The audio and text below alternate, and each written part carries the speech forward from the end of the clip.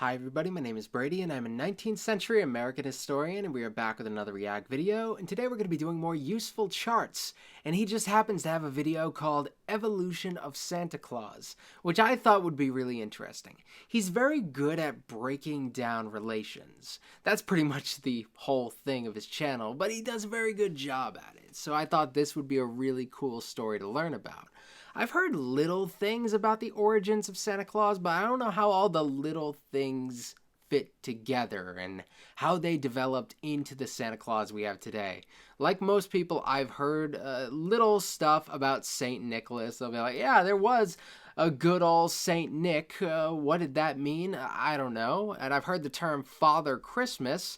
That's in a separate category right over here. There's two Santa Clauses, which I think is very interesting. So it's going to actually show the difference between the Santa Claus from the 1860s. Okay, this is the Santa Claus that lived through the Civil War, assuming it's the same Santa Claus. I'm excited about this. This should be really cool. There are some terms here that I'm vaguely familiar with, but wasn't expecting to encounter here. Uh, I'm actually Odin. I just noticed that Odin's on here. What does Odin have to do with this? Okay, this is going to be more fun than I thought. Let's get it started. Today is Christmas, and therefore I thought it would be fun to give you sort of a family tree of Santa Claus. Because Okay. Santa Claus is a figure that has evolved over the centuries, what I thought I'd do is take a look behind some of the history of this fellow that we now associate with Ho Ho Ho. Okay.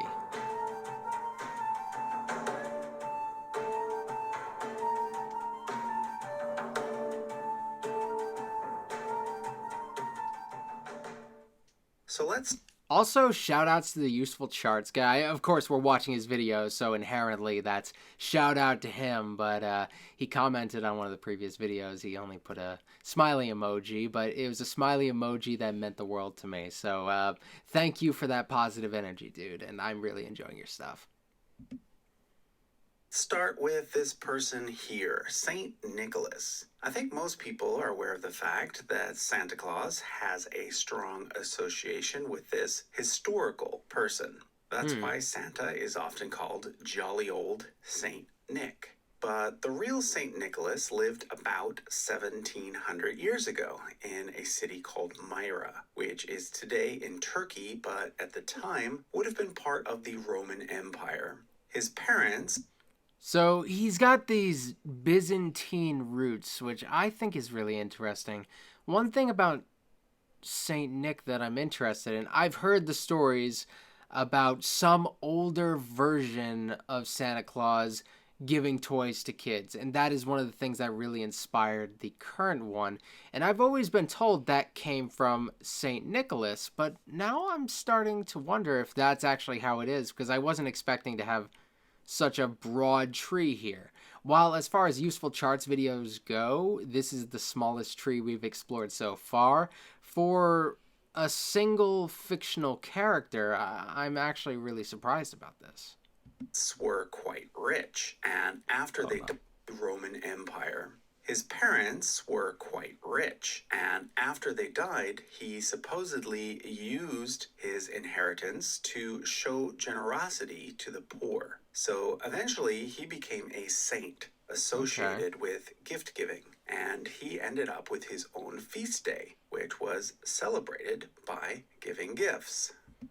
Okay, I might be ignorant here, but to become a saint, don't you have to perform some sort of like miracle type thing? He couldn't have actually become a saint just by giving gifts, so there must be something else to how he got that sort of status. I know sometimes they take figures that are really popular and they kind of retroactively interpret things that they've done in order to get them to sainthood. I know that's happened in the past, and I'm wondering if maybe that happened with him because from the sound of it, he seems like a good dude, and that's not something you get to say about a lot of people from his time period. This continued for quite some time, but then, during the Protestant Reformation in Germany, things changed. You see, Protestants aren't supposed to venerate saints. So, since the feast Hmm. of St. Nicholas happened to occur around the same time as Christmas, the custom of gift giving was simply moved to December 25th instead. And since Christmas Okay. is all about the birth of Jesus, the gift giver was changed from St. Nicholas to a Christ child. In German, Christ the word child. is this. I'm not even going to try to pronounce it. But in America, it was mispronounced to become Kris Kringle, which Oh, okay. So I see the roots here, but if that's it, there must be reasons why all these other people are incorporated. I see that there are like the visual elements were not yet there at this point. So the visual elements clearly come more from this side of the tree, which is kind of interesting. Uh, Probably the Father Christmas thing, but this Grandfather Frost guy looks a lot more like the Santa we know. He's wearing blue in this picture, but he still does look probably the most like what I think Santa Claus would look like. is why to this day, Kris Kringle remains one of the alternative names for Santa Claus. But in many countries, it was really hard for people to give up the association between St. Nicholas and giving gifts, especially to children. So in the Netherlands, St. Nicholas crept back into Christmas traditions and Hmm. became known as Sinterklaas. Hmm. Meanwhile, in That visual that really does lean on uh kind of I don't know, kind of papist imagery. I mean, there's the hat. I'm not great with this period of time, so if I say something stupid, please forgive me. But like that imagery does lean heavily towards what I would associate with the Catholic Church. Great Britain, a different tradition had evolved. There, they had a winter figure called Father Christmas, who Hmm. was originally more associated with drinking and adult partying. He was likely a leftover from the pre Christian days when the god Odin was associated with a winter festival called Yule. So basically, what happened was that in America during the mid 1800s, these two traditions, the Dutch Sinterklaas tradition and the British Father Christmas tradition, merged into a new figure called Santa Claus. The name and the gift giving part came from Sinterklaas, but the jolly fat guy part came from Father Christmas. Okay, this all makes a lot of sense, and I've heard the term Sinterklaas a lot. I can't tell you exactly where I've heard it. I have heard that though. So seeing that so much of the lore behind him comes from those two is not at all surprising. The further to the right on this chart we get, the more interested I am. I'm very excited to see this stuff. I was so excited about the Odin thing. I thought we were going to get more on him, but it's kind of a loose relation between him and Father Christmas, which is a little bit disappointing, but you can't win them all. It was a slow process, but if we had to choose one date for the birth of the modern Santa, that date should probably be 1863. Hmm. It was that year that Thomas Nast, now known as the father of the American cartoon, had this particular drawing of Santa appear Hmm. on the front cover of Harper's Weekly. This and other depictions of Santa by Thomas Nast became the basis for all other future depictions of Santa and of the various traditions surrounding him, such as the one that says he lives at the North Pole.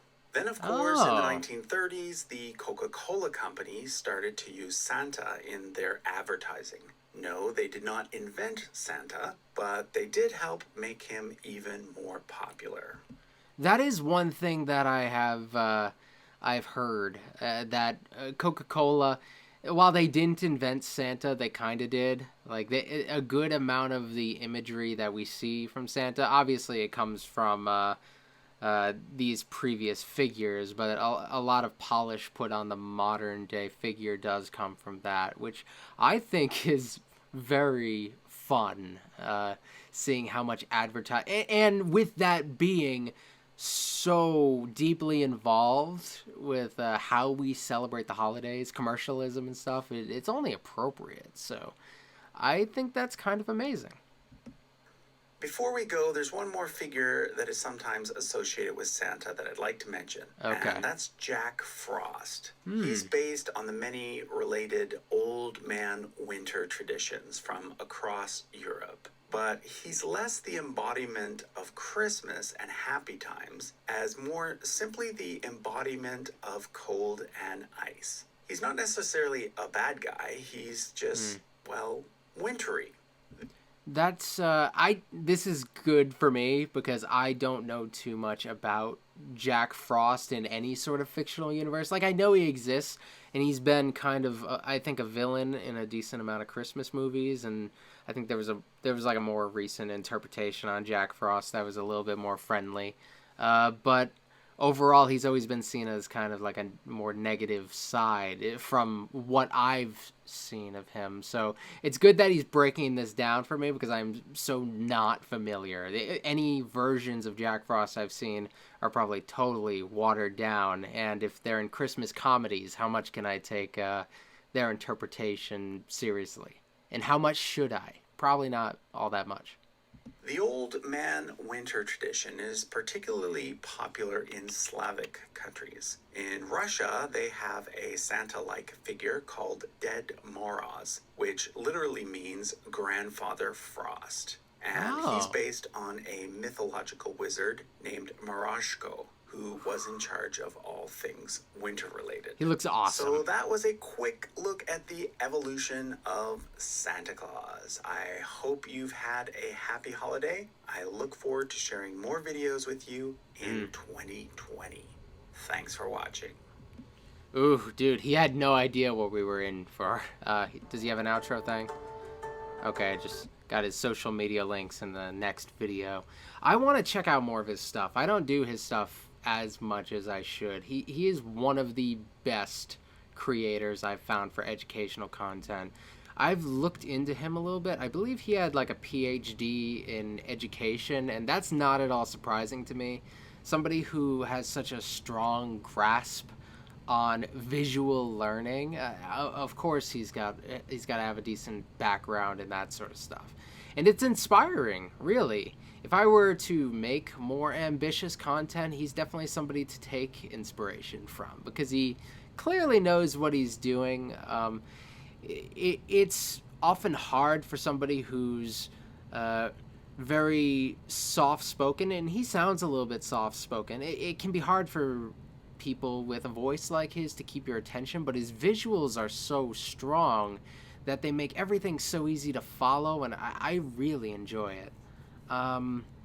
If there are any other useful chart videos you want me to check out, let me know. I'm really focusing on the holiday themed stuff for now, but when Christmas is over, I'm going to need plenty of stuff to check out in the new year. I plan on doing a lot in 2021. I'm gonna stay busy. So I hope you guys enjoyed this video, and I will see you guys next time. Like this video if you like this video, subscribe, and later.